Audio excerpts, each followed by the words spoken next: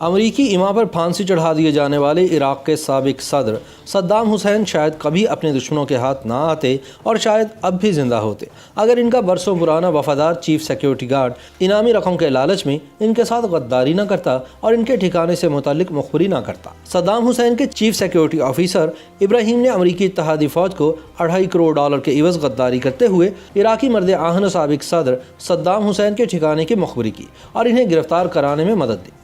امریکی حکام نے دسمبر سن 2003 میں صدام حسین کی گرفتاری کے بعد 30 جون سن 2004 کو انہیں عراقی حکام کے حوالے کیا، جس کے بعد ان پر جیل میں 148 افراد کے قتل عام کا نام نہاد مقدمہ چلایا گیا۔ 5 نومبر سن 2006 کو صدام حسین کو پھانسی کی سزا سنائی گئی اور 30 دسمبر کے صبح عراق کے معزول صدر کو تختہ دار پر لٹکا دیا گیا۔ تاہم صدام حسین نے پھانسی گھاٹ پر بھی جس جرأت اور جوانمردی کا مظاہرہ کیا وہ ان کے آخری لمحات کی ویڈیوز میں آج بھی دیکھی جا سکتی ہے۔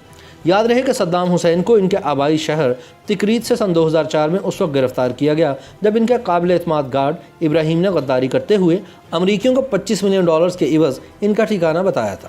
ابراہیم صدام حسین کا ایک قابل اعتماد ترین محافظ تھا جس کو صدام کی جائے روپوشی کا پتہ تھا۔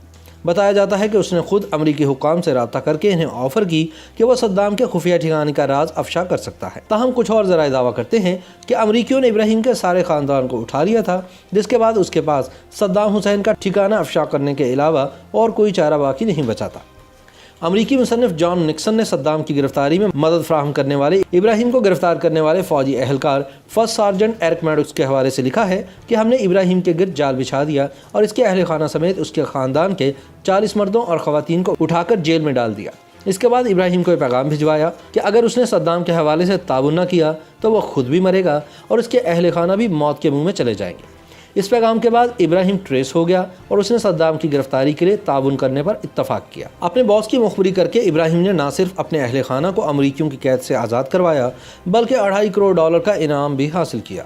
امریکی لکھاری جان نکسن نے اپنی کتاب صدام سے تفتیشی سوالات میں بتایا ہے کہ اتحادی افواج کو صدام ہی کے ایک محافظ نے مخبری کر کے گرفتار کرایا تھا اور اس کے بدلے محافظ ابراہیم کو $2.5 کروڑ کا انعام بھی دیا گیا تھا۔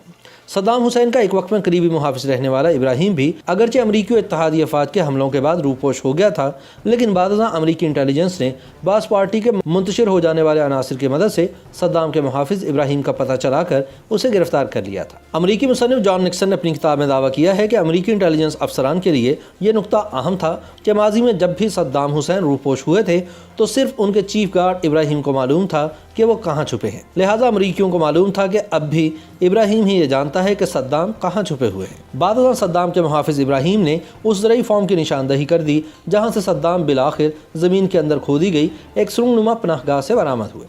یاد رہے کہ صدام نے سن 1958 میں بھی عراقی وزیر اعظم عبدالکریم قاسم کے خلاف ایک ناکام بغاوت اور قاتلانہ حملے کے بعد اسی فارم میں پناہ لی تھی۔ کچھ ذرائع کا یہ بھی کہنا ہے کہ ابراہیم نے پہلے ڈیل کی، پھر امریکیوں کو یہ درخواست کی کہ میرے خاندان کے تمام افراد کو حفاظتی تحویل میں لیا جائے اور اس کے بعد صدام کے ٹھکانے کی نشاندہی کر کے انعامی رقم وصول کر لی۔ بتایا جاتا ہے کہ امریکی ٹیم نے جب دریائے دجلہ کے مشرقی سمت میں واقع معروف مقام الدور میں ایک فارم پر چھاپہ مارا اور علاقے کو گھیرے میں لے کر کم از کم 3 مقامات کی تلاشی لی تو صدام حسین ان کے ہاتھ نہیں آیا۔ تاہم جب ایک قدیم فارم کے ساتھ موجود پرانے مقام میں فوج داخل ہوئی تو ایک ایسا فرد ملا جو فارم کا مالک تھا۔ اس نے فارم میں صدام کی موجودگی سے صریحاً انکار کر دیا۔ چنانچہ امریکی صدام کے مخبر محافظ ابراہیم کو موقع پر لے آئے، جس نے باغ میں ایک مقام پر چٹائی پر اپنا پیر مارا اور چیخ کر کہا کہ یہاں چھپا بیٹھا ہے صدام۔ یہ کہہ کر ابراہیم نے اس چٹائی کو اٹھا پھینکا جس کے نیچے ایک تہہ خانہ تھا۔ امریکی کمانڈوز بندوقیں نکال کر تہہ خانہ نما جگہ میں گھس گئے اور پھر اس میں موجود صدام حسین کو باہر نکالا۔ اس وقت صدام حسین کی داڑھی بڑی ہوئی تھی، بال بکھرے ہوئے تھے اور وہ ٹھیک طرح سے پہچانے نہیں جا رہے تھے۔ اسکوائر میگزین کے مطابق جب سابق عراقی صدر کے خفیہ ٹھکانے پر دھاوا بولا گیا اور ان پر اسلحہ تان لیا گیا تو صدام چلائے، گولی مت چلانا، گولی مت چلانا۔ اس بات کی تصدیق کے بعد کہ گرفتار ہونے والا شخص صدام حسین ہی ہے، امریکی فورسز نے تکریک کے نواح میں واقع حدوشی کے اس فارم کو بمباری کر کے تباہ کر دیا۔ واضح ہے کہ صدام حسین وہیں سے گرفتار ہوئے جہاں وہ پیدا ہوئے تھے۔ صدام عراق کے شہر تقریت کے ایک غریب گھرانے میں سن 1937 کو پیدا ہوئے اور 16 جولائی سن 1979 کو عراق کے صدر بنے۔ انہوں نے 19 اپریل سن 2003 تک عراق پر بلا شرکت غیر حکومت کی۔ جب 11 ستمبر کے حملوں کے بعد عراق کو سرکش ریاست قرار دیا گیا تو امریکی صدر جارج ڈبلیو بش، برطانوی وزیر اعظم ٹونی بلیئر اور اتحادی ممالک نے دعویٰ کیا کہ صدام حسین وسیع پیمانے پر تباہی پھیلانے والے ہتھیار حاصل کر رہے ہیں جو خطے میں مغربی مفادات کے لیے نقصان دہ ہیں۔ چنانچہ اتحادی افواج نے مارچ سن 2003 میں عراق پر حملہ کر کے صدام کی حکومت ختم کر دی، جبکہ ان کی گرفتاری کا اعلان دسمبر سن 2003 میں کیا گیا۔ امریکی حکام نے صدام حسین کی گرفتاری کے بعد 30 جون سن 2004 کو انہیں عراقی حکام کے حوالے کر دیا تھا، جس کے بعد ان پر سن 1982 میں 148 افراد کے قتل عام کا مقدمہ چلایا گیا اور بالآخر سزائے موت سنا دی گئی۔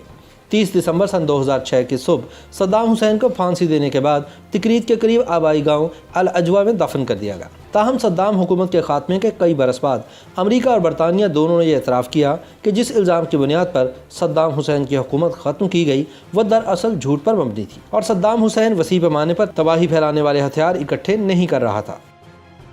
YouTube پر گوگلی نیوز دیکھنے کے لیے youtube.com کی سرچ بار میں googly news T V type کریں۔ گوگلی نیوز کے پیج پر سرخ رنگ کے سبسکرپشن والے بٹن پر کلک کرنا نہ بھولیے۔ YouTube پیج پر اپلوڈ ہونے والی ویڈیوز سے باخبر رہنے کے لیے بیل آئیکن پر کلک کیجیے۔ آپ کو ہر نئی ویڈیو کے بارے میں نوٹیفیکیشن موصول ہو جائے گا۔